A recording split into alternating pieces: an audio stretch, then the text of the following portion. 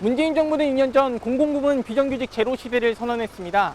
앞서 정부 부처나 출자 기간 등에 대한 1, 2단계 전환은 어느 정도 성과를 보였지만 민간 위탁 사업장에 대한 3단계 전환은 여전히 진통을 겪고 있는데요.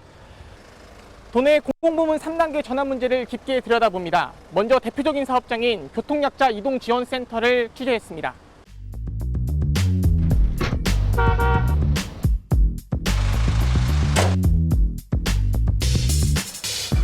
4년차 교통약자 이동지원센터 운전기사인 양석훈 씨. 아침부터 승객을 맞이합니다. 일단 많이 기다려마시. 양 씨의 공식 업무는 출발부터 도착까지의 이동, 즉 운전입니다. 운전이 아닌 행위는 업무에서 제외되다 보니 항상 불안합니다. 거동이 불편한 승객을 내버려둘 수도 없는 현실에서 행여 도움을 주다 사고가 나면 직접 책임져야 하기 때문입니다. 자동차 밖에서 우리가 휠체어를 케어하다가 휠체어가 넘어지면서 이용객이 다쳤다. 어떻게 처리할 거냐 이거죠.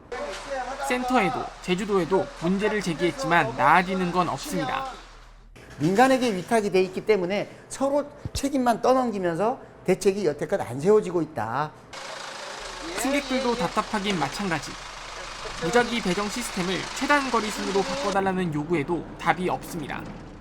우리가 뭐 불편하다는 걸 그들한테 얘기하면 얘기 건의할 수도 있는데 그런 건 안 된다는 게 너무해요.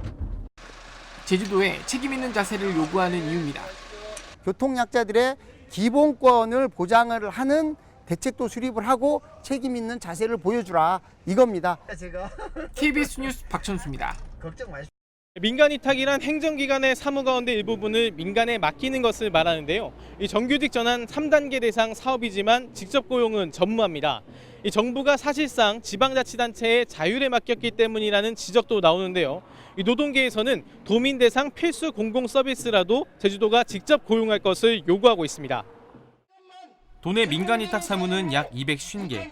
우선 교통약자 이동지원센터에 직접 고용을 촉구하는 목소리가 높습니다. 필수 공공 서비스라는 겁니다. 민간 위탁 관련 조례를 봐도 주민의 권리나 의무와 직접 관계되지 않은 사무에 대해서만 위탁할 수 있다고 명시했기 때문입니다.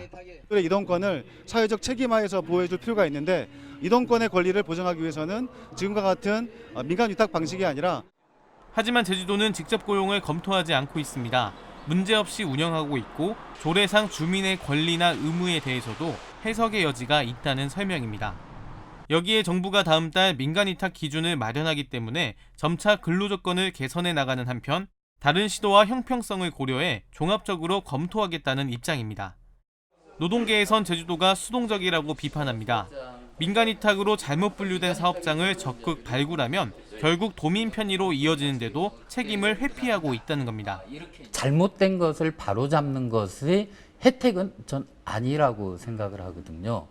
삐뚤어진 것을 바로잡는 것은 지극히 당연한 이치인 겁니다.